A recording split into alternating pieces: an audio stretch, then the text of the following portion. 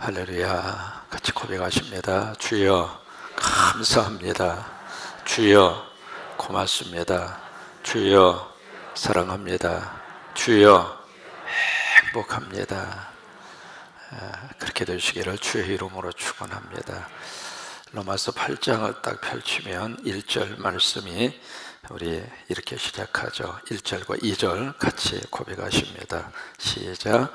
그러므로 이제 그리스도 예수 안에 있는 자에게는 결코 정죄함이 없나니 이는 그리스도 예수 안에 있는 생명의 성령의 법이 죄와 사망의 법에서 너가 누구예요? 나를 어떻게 했어요? 해방하였습니다. 마치 이 말씀은 닫힌 문을 확 열어주시는 하늘의 말씀입니다. 죄와 사망, 그 앞에서 인간은 꼼짝할 수 없습니다. 그런데 그 엄청난 육중한 그 문을 성령께서 열어주시고 하나님께서 열어주셔서 너는 생명과 성령의 법의 지배를 받아라. 여러분, 어떤 영향권 아래서 사느냐가 그 한 해의 삶을 좌우하잖아요. 하루를 살 때에도 어떤 법의 굴레와 법의 지배를 받느냐, 거기에 따라서 하루의 삶의 명암이 달라지잖아요.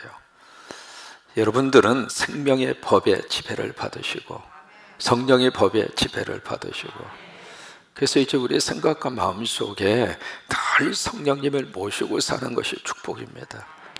하루 시작할 때도 성령님 함께하여 주시옵소서, 성령님 도와주시옵소서. 성령님은 페르조나라고 하는 단어를 쓰는데 그 단어의 뜻이 뭐냐면 personality라고 하는 말로 번역을 합니다. 인격이라 그 말이에요. 인격이라고 하는 것은 인격체는 인격체로 대우해 주어야 인격의 관계가 깨어지지 않습니다. 여러분, 집에서 말이죠, 아이들이 엄마 아빠가 소파에 앉아서 TV를 막 보고 있으면은 갑자기 아이들이 엄마 앞에 팍 나타나서 짱! 그래요. 왜 그럴까요? 나 좀 봐달라 그 말입니다.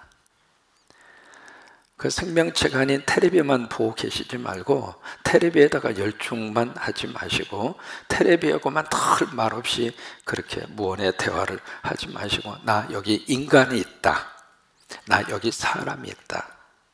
여러분, 그래서 아이들이 갑자기 부모님들이 TV 보는 그 앞에서 막 얼쩡거리기도 하고 방해를 놓는 것처럼 행동하는 그 이유가 나도 인격체다 그 말이에요.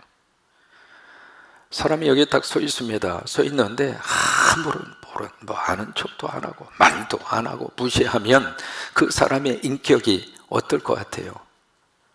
자존심이 상하죠. 성령님의 역사가 그렇습니다.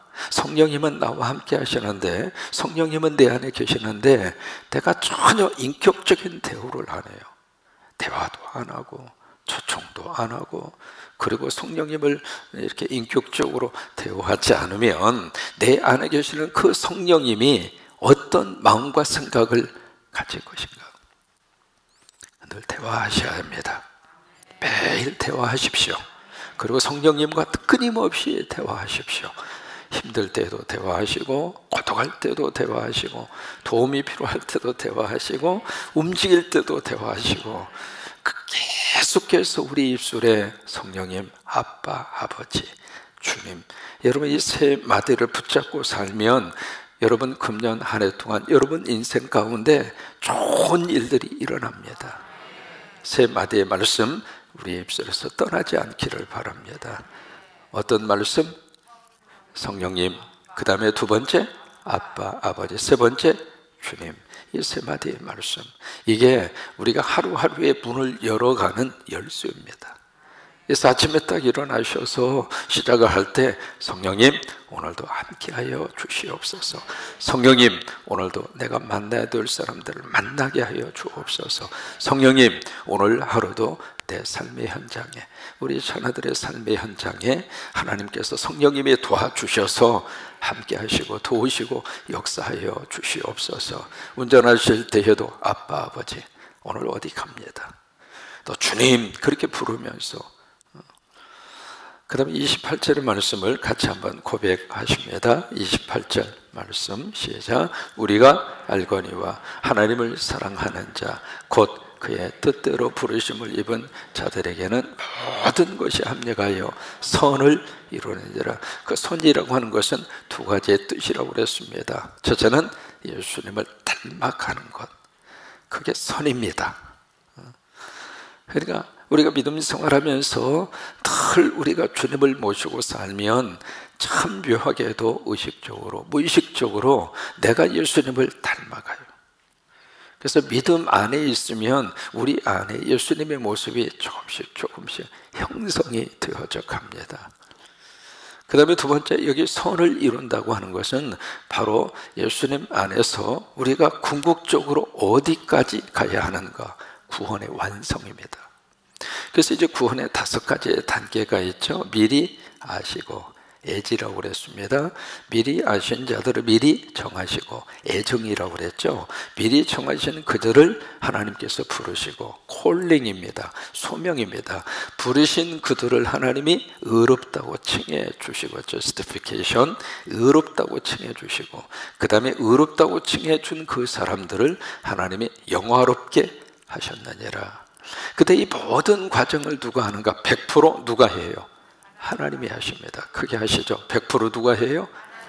내가 한다면 이걸 완성해 갈 수가 없습니다. 하나님이 하신다 이 말이에요. 그래서 그 다음에 4가지의 질문이 나오는 겁니다.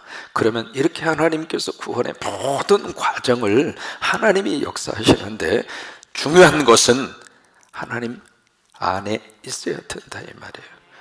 어떤 일이 있어도 교회 떠나지 마십시오. 교회 안에서 상처받을 수도 있고 교회 안에서 은혜가 될 수도 있고. 왜요? 교회라고 하는 이 공동체 자체는 완벽한 사람의 모임이 아닙니다. 내가 부족한 것처럼 내가 만나는 사람도 부족한 사람이에요. 내가 실수하는 것처럼 나하고 같이 예배하는 옆에 있는 분도 실수할 수 있어요. 여러분, 목사가 그럴 수 있습니까? 그럴 수 없습니까? 고마워요. 그럴 수 있어요. 어떻게 목사님이 그럴 수 있느냐고 그러지 마세요. 저도 장애를 가지고 있는 목사입니다. 제가 이쪽의 귀가, 한쪽 귀가 100% 안 들립니다. 그래서 저녁에 잘 때 제가 혹시라도 이렇게 사람이 이제 반드시 누워서만 자는 게 아니잖아요. 뒤척일 때도 있고 이쪽 이렇게 해서 잘 때도 있고 그러잖아요.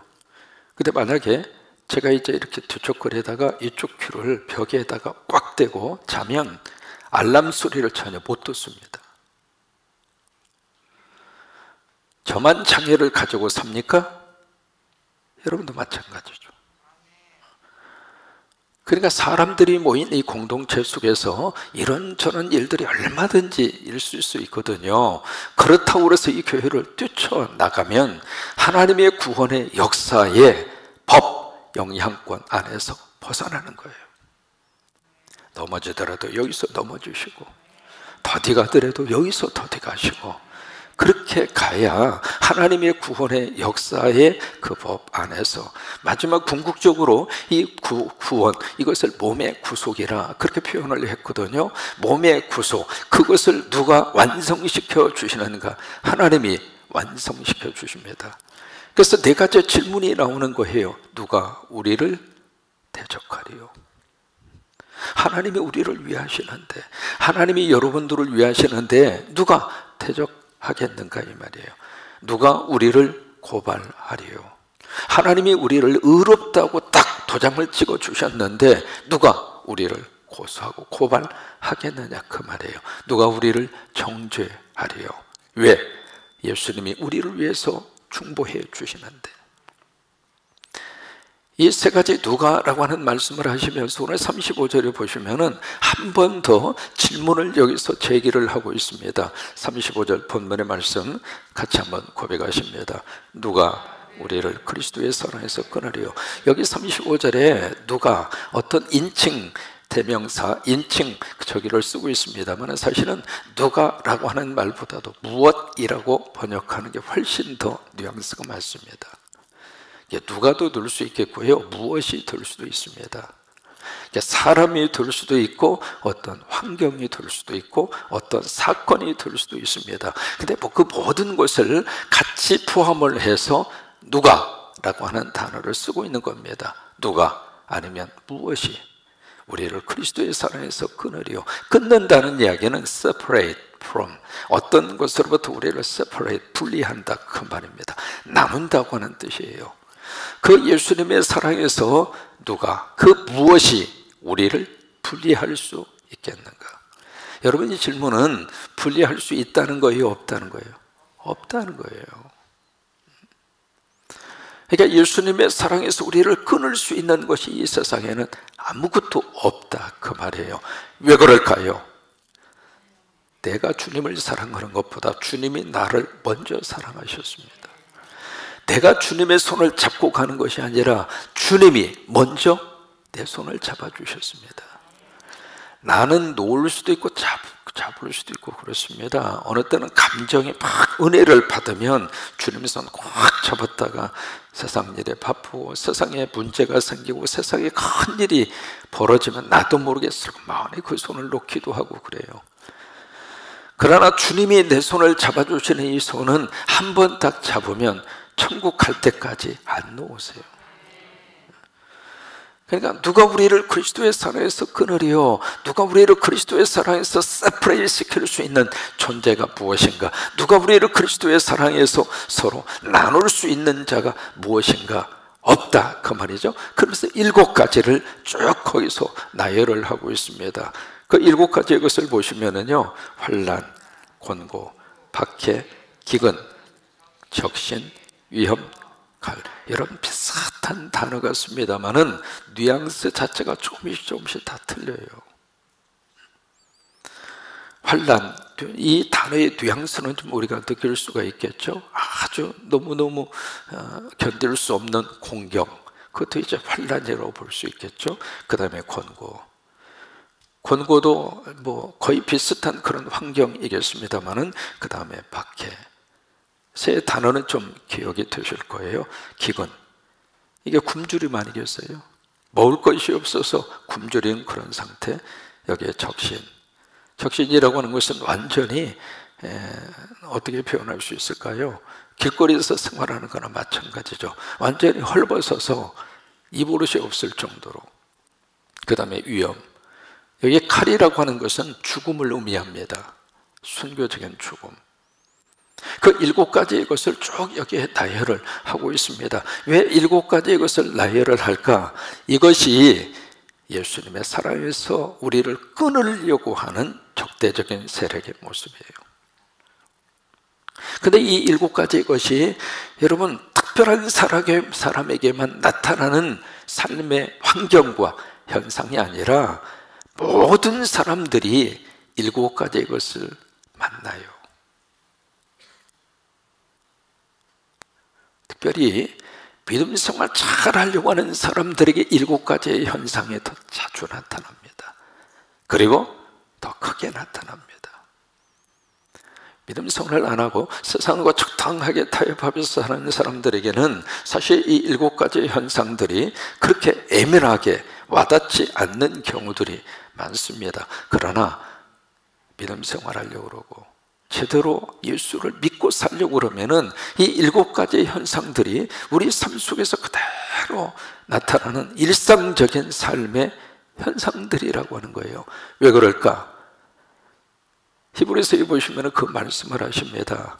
뭐냐면 하나님께서 우리를 어떻게 하시냐면 징계하신다 이 말이에요.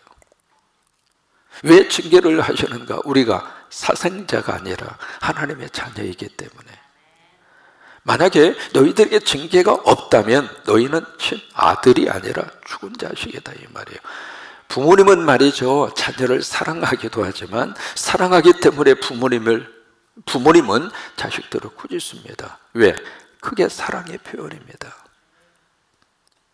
그래서 믿음 생활 가운데 이 7가지의 현상들이 그 당시에 이 로마서의 말씀을 받아 읽고 있는 로마에 있는 성도들도 그 과정 속에 있을 수도 있고 또 우리도 마찬가지입니다. 그래서 이 7가지 현상 속에 어떤 하나님의 메시지가 담겨져 있는가? 4가지의 메시지가 담겨 있습니다. 첫째로 이 7가지의 것은 어떤 의미를 가지고 있는가? 하나님의 뭐냐면 사랑입니다. 하나님이 우리를 사랑하신다고 하는 모습을 이 7가지 현상을 통해서 우리에게 그대로 보여주고 있습니다. 그래서 영국의 유명한 설교자 마틴 로이드 존슨이라고 하는 목사님이 이 7가지에 대해서 이렇게 설명을 합니다. 잠깐 한번 스크린 보여줘 보세요. 같이 한번 읽어보실까요? 환난과 권고, 핍박이 있다는 것은 하나님의 자녀가 되었다는 점. 여러분, 이게 참 한번 새겨야 할 그런 말씀입니다. 우리는 그게 없어야 하나님의 자녀다 그렇게 생각하는데 그게 아닙니다. 이 땅에 살면서 내가 예수 믿고 하나님의 자녀가 되었다고 하는 것은 벌써 빛의 자녀가 됐다는 이야기입니다. 빛의 자녀라고 하는 것은 이 땅은 어둠의 영이 함께 거하고 있습니다. 그래서 내가 환난과 권고와 박해가 내 삶 속에 딱 주어지기 시작했다. 그 이야기는 내가 하나님의 자녀가 됐다. 왜냐하면 내가 기도하고 은혜 받고 하나님의 복을 받고 사는 것을 가장 싫어하는 세력이 누구냐면 마귀와 사탄입니다. 내가 새벽을 깨우면서 막 열심히 하는 것을 가장 싫어하는 것이 악한 영들입니다. 이 악한 영들이 마치 우는 사자와 같이 집어삼킬 자를 그냥 잡아서 삼켜버리려고 두루 다니고 있는데, 그때 내가 믿음 안에서 말씀 안에서 하나님의 복을 받으면서 그렇게 사는 꼴을 마귀와 사탄이 보는 것을 좋아하겠느냐고요. 그러니까 박해가 있고 환난이 있고 권고가 있고. 그 다음에 로이드 존슨 목사님은 그렇게 이야기합니다. 예수를 믿고 하나님의 자녀가 되면 그 다음을 함께 한번 읽어보실까요? 하나님께서 내 삶을 고침하십니다. 그래서 7가지의 것은 하나님이 나를 사랑하시는 하나님의 사랑의 사인입니다. 두 번째로 이 7가지의 것은 우리 삶을 힘들게 하기도 합니다만 이 7가지의 것은 우리들의 삶을 유익하게 합니다. 미국의 건국의 아버지라고 불리는 사람 벤자민 프랭클린입니다. 벤자민 프랭클린이 그 이야기를 합니다. 같이 한번 스크린 보시면서 한번 읽으실까요? 하나님께서 예수 믿는 나에게 주시는 환난과 기근과 유혹과 시련을 내 인생의 침입자라고 원망하지 말고 오히려 친구로 삼아라. 이 침입자라고 생각하는 순간 그때부터는 너무 인생 자체가 너무 힘들어요. 마치 진주 조개 속에 작은 모래알이 박혔어요. 침입자죠. 연한 그 모래, 그 조개, 그 살 속에 박혔으니까 모래가 그 조개가 그걸 어떻게 빼내겠어요?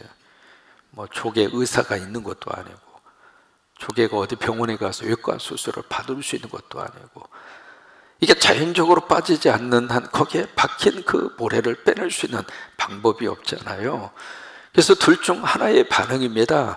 이것을 침입자로 생각하는 사람은, 생각하는 조개는 그냥 고통과 아픔과 어떻게 하다 이것이 내 몸속에 들어와서 내가 움직일 때마다 나를 힘들게 하고 고통스럽게 하고, 내가 전생에 무슨 죄를 지어서 이런 모래알이 내 속에 박혀서 나 이렇게 눈물 나게 하고 고통을 줄일지 모르겠다고 그렇게 생각할 수가 있잖아요. 근데 또 하나, 이게 벤자민 프랭클린이 이야기한 대로 침입자라고 생각하고 원망하지 않고 친구로 삼는 진주 조개가 있다면 그 진주 조개는 자기 몸속에 박힌 그 모래알을 끌어안는, 다 뜻이 있겠구나. 내 가정에 주신 어떤 문제가 있다면 그 문제 또한 뭔가 뜻이 있을 것이다. 그것을 생각하고 그걸 거부하지 않고 그것을 내가 친구로 삼으면서 조개의 몸에서 특유의 락카라고 하는 분비물을 발휘해서 그것을 굴리고 굴리고 또 굴리고 또 굴리고. 우리 식으로 말하면 그 문제를 끌어안고 기도하고 또 눈물을 흘리고 그것을 끌어안고 다 하나님 앞에서 하나님 이 문제를 하나님 무슨 뜻이 있습니까? 이 기도 제목을 주신 하나님의 그 뜻이 무엇입니까? 사도 바울의 몸속에 찌르는 가시와 같은 오죽하면 사탄이 자기에게 주신 까이라고 그렇게 이야기할 정도로 그것을 바울은 끌어안고 계속 라카라고 하는 기도에 눈물을 쏟으면서 하나님 이게 웬 뜻입니까? 하나님 이것이 무슨 의미가 있습니까? 결국에 가서는 이 존주 조개가 오랜 세월을 지나서 영롱한 진주라고 하는 보석을 토해내는 것처럼 벤자민 프랭클린 다시 한번 띄워줘 보세요. 바로 그거예요. 오히려 친구로 삼아라. 그러면 인생의 훌륭한 스승이 되어 내게 유익을 줄 것이다. 여러분 7가지의 것이 바로 우리들에게 그렇게 될 수 있다고 하는 거예요. 시편 119편 71절 말씀 우리는 기억하고 있습니다. 고난당한 것이 내게 뭐예요? 그래요. 여러분 고난 그 자체가 우리에게 유익이 될 수는 없습니다. 그러나 그 고난 그 자체가 내 삶 속에 유익이 되도록 하나님 믿고 유익이 되도록 믿음으로 해석하면서 사는 거예요. 이로 말미암아 내가 주의 율례를 배우게 되었나이다. 세 번째로 이 7가지의 것은 뭐냐면 이 7가지의 것을 만났을 때 7가지의 것을 과장하지 말라 그 말이에요. 그러니까 무슨 얘기냐면 이 7가지의 것이 우리 삶 속에서 딱 주어졌을 때 그것을 너무나 과장을 하고 그것을 너무 키우잖아요. 그러면 이 7가지의 것을 우리가 극복할 수 있는 마음이 흔들립니다. 그 대표적인 케이스가 바로 가데스 바네아 그 지역에서 10명의 정탐꾼을 가나안 땅에 보냈어요. 40일간을 정탐을 합니다. 그리고 돌아와서 그들에게 보고를 합니다. 우리 알고 있는 대로 이 보고의 내용이 둘로 쫙 갈라집니다. 그래서 10대 2의 비율로 보고의 내용이 달라지는 거예요. 그래서 10명의 사람들은 대다도의 사람들은 그 땅에 가서 보니까 들은 대로 기름진 땅이다. 봐라 이 포도송이. 그래서 여러분 이스라엘을 이렇게 나타내는 상징 가운데 하나가 포도송입니다. 그렇게 기름진 땅이었다 그 말이죠. 그래서 이렇게 기름진 땅이다. 그런데 거기 가보니까 아낙 자손들이 이미 털을 잡고 살고 있더라. 아낙이라고 하는 것은 자이언트라고 하는 뜻입니다. 거인족들이 거기 살고 있는데 가서 딱 보니까 세상에 내가 보기에도 우리가 보기에도 우리 스스로는 메뚜기처럼 느껴지더라.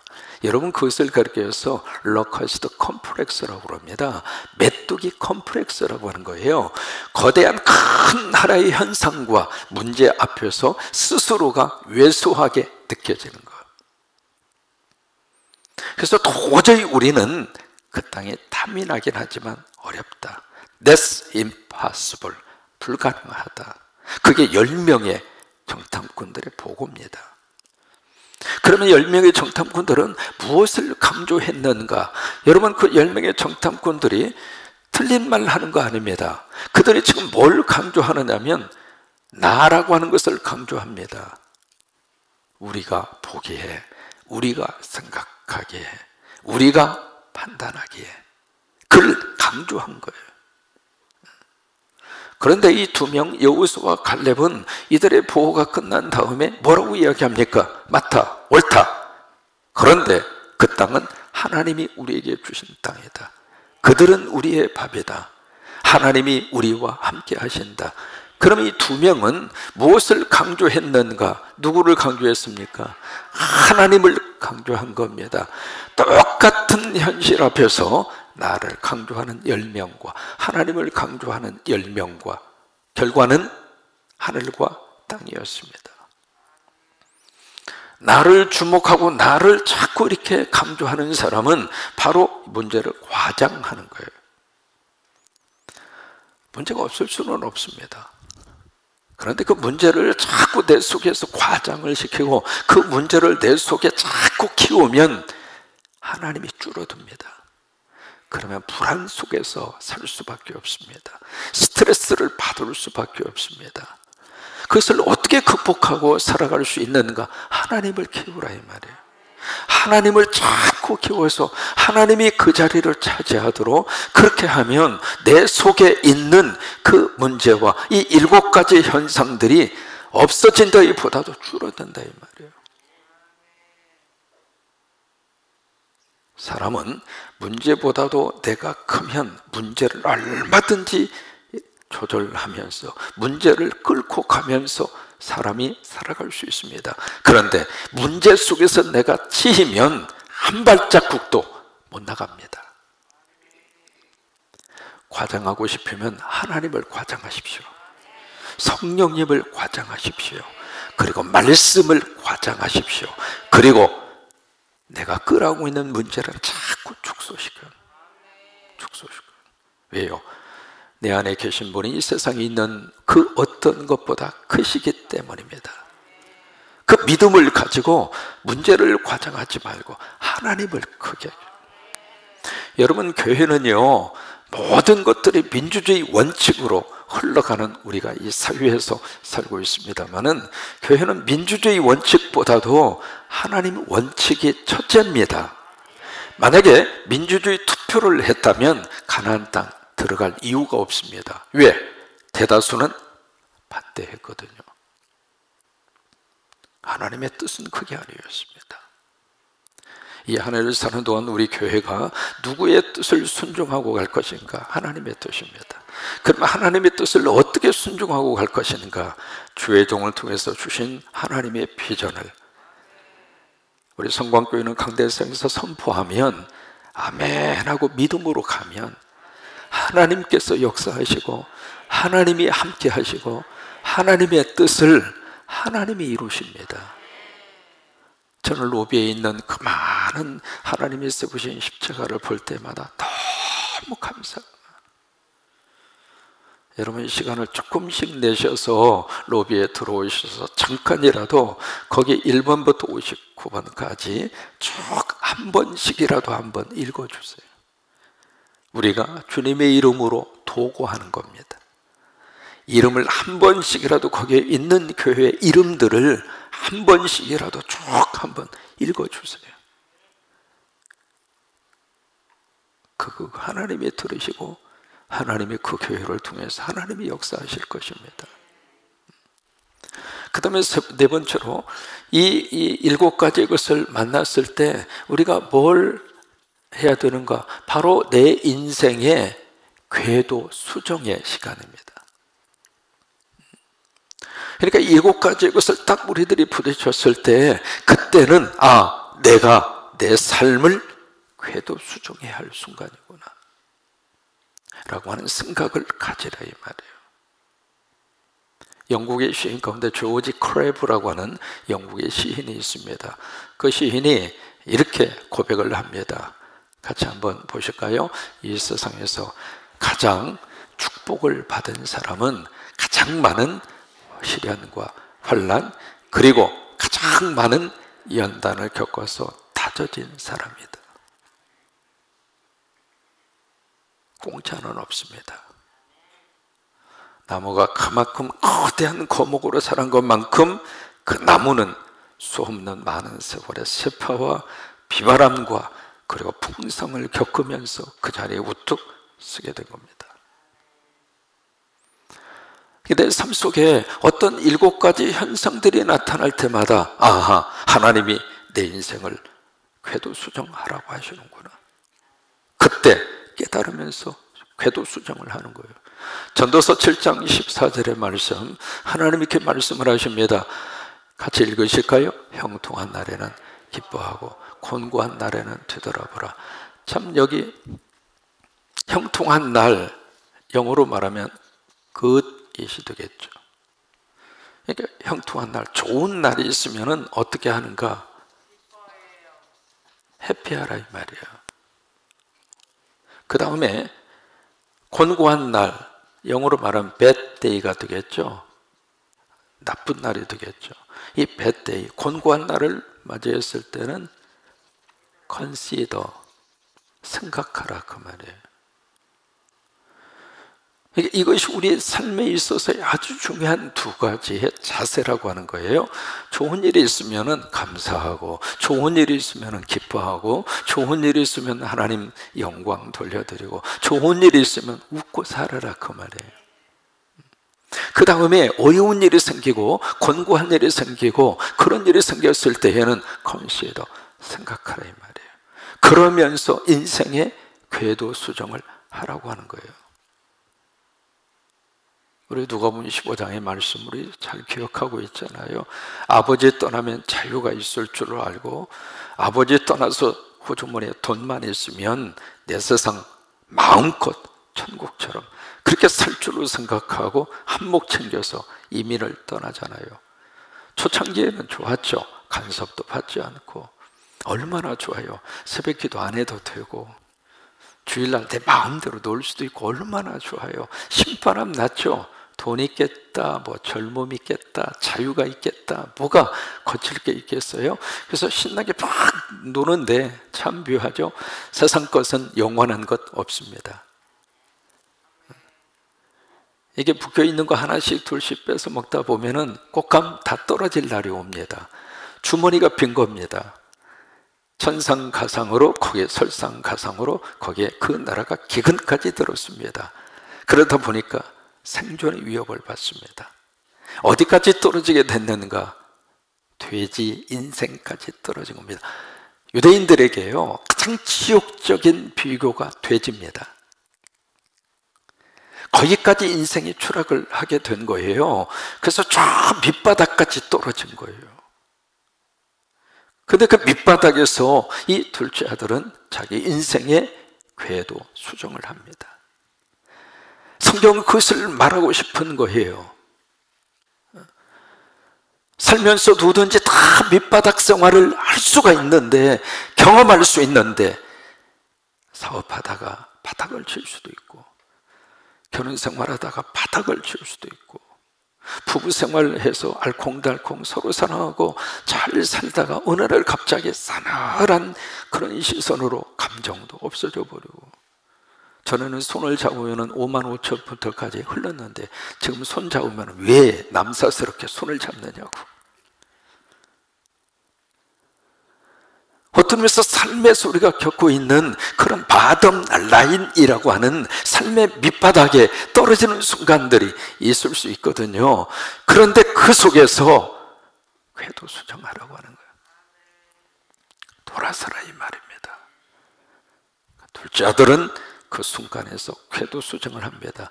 아버지를 기억해납니다. 나에게는 아버지가 있는데, 아버지 집이 있는데, 그래서 일어나 아버지께로 돌아옵니다. 그게 인생의 궤도 수정입니다. 그래서 둘째 아들은 떠났던 그 집으로 다시 돌아옵니다. 참 여기에서 김성수 목사님이라고 하는 분이 계세요. 가수 출신이었죠. 이분이 서울대학 출신입니다. 이번에 가수로 생활을 하시다가 은혜 받고 미국에 오셔서 신학을 하시고 목회를 하시다가 젊은 나이에 천국에 가셨는데, 그분이 부른 복음성가 중에 집으로 가자, 집으로 가자, 여러분 혹시 들어보셨습니까? 좀 잘 안 들어보셨나요?